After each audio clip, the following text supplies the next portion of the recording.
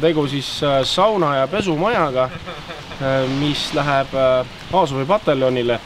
Lähme eespoolt peale, masini tagaotsas näeme suitsevad, kus on siis saun.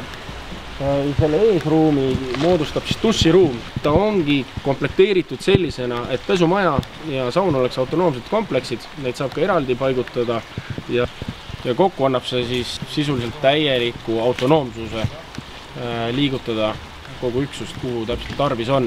Ja tegelikult süsteem on mõeldud toimima nõnda, et ka tagant saavad mehed isegi sisse minna, oma mustad rõivad pessu visata ja minna otse siis duši alt läbi ja edasi liikuda siis sauna.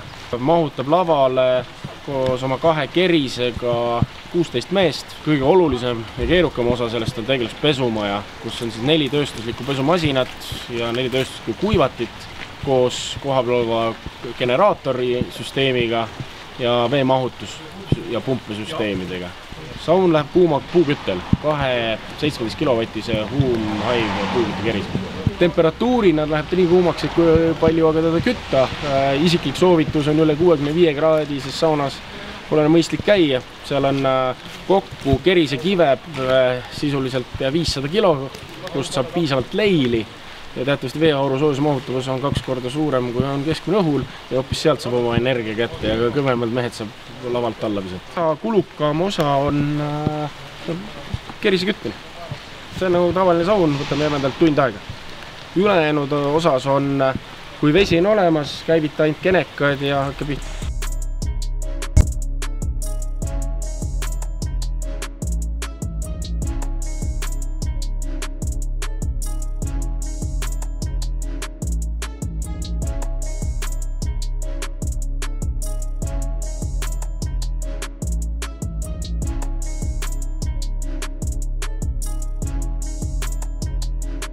Ütleks, et kõige palavam, emotsionaalsem tagasiside on ikka kõige palavamatelt, kuumematel meestelt ehk see Krimmi tatarlastelt, kellel läks eelmine saun.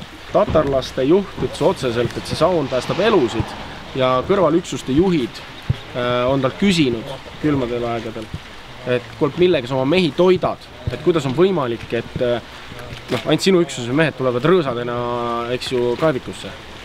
Aga just nimelt see saun ongi see salarelv.